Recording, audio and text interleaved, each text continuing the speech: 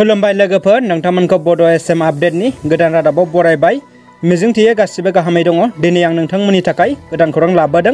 अन्नानै भिडिअखौ जोबजासे नाय। आरो मोनसे खोथा लोगोफोर, दिनै फुंबिलियाव होनाय रादाबा गोबां गोरोन्थि जादों।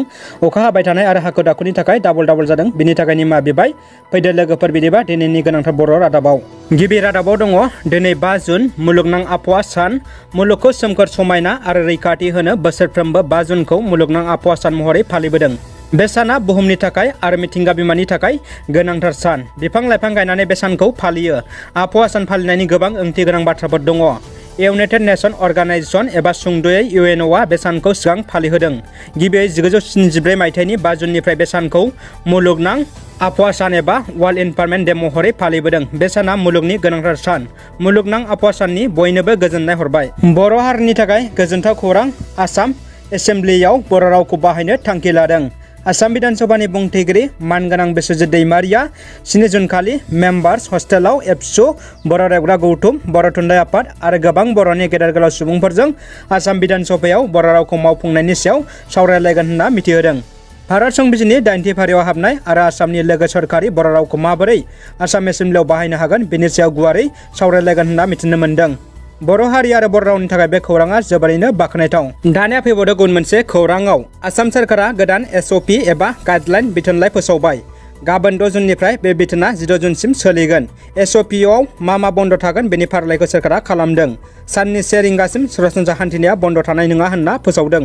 साननि 1 रिंगा उननिफ्राय फुंनि 5 रिंगासिम सरासनस्रा हान्थिनाया बन्द थागोन। 16 जुनसिम बन्द थागोन जिल्लानिफ्राय गुबुन जिल्लासिम हान्थामेला दावबायनाया। साननि 12 रिंगानि उनाव बन्द थागोन दखान बाजार। हम डिलिभारिया बेलासे 1 रिंगासिम सोलिगोन। सरकारि बेसरकारि मावख'फोरा 16 जुनसिम बन्द थागोन। 16 जुननि फुंनि 5 रिंगासिम बे गोदान एसअपिआ सोलिगोन। बेनि उनाव सोरखारा मा थिरांथा लायो उन समासो मिथिगोन। दा बे बिथोनलाइया गाबोननिफ्राय नांसिगोन। बरपेटा जिल्ला सेङाबियामनि एआइउडिएफनि एमएलए आरसाबुल हासेना कर'ना भाइरासनि पजिटिभ जानानै गुवाहाटी मेडिकेल कलेज हस्पिटालाव फाहामथाय लागासिनो दं होनना मिथिनो मोन्दों।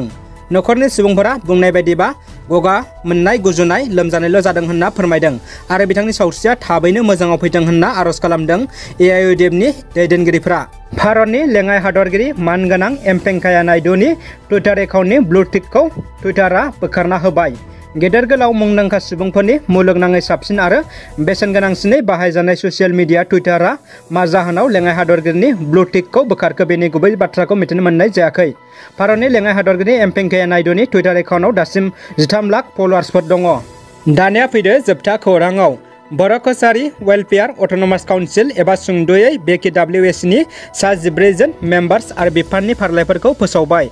सा 14 जन मेम्बार्सफोरनि मुंफोरा फारियै Mihineswar Basumatary CEM, Gambaru Mosahari chairman, Srijan Basumatary deputy chairman, Ramiya Narzary deputy CM, Anil Basumatary EM, Amiya Kumar Basumatary EM, Binod Basumatary EM, Pradesh Swargiary EM, Pranab Boro' EM, Madhura Basumatary EM, Mahipal Boro' EM, Jayakanta Boro' EM, Dasharath Boro' EM, Rajesh Sarki EM। बिथांमोनानो गोदानै सोद्रोमाफोर, गोदानै दाजानाय बर' कसारी वेलफेयार अट'नमास काउन्सिलनि मेम्बार्स।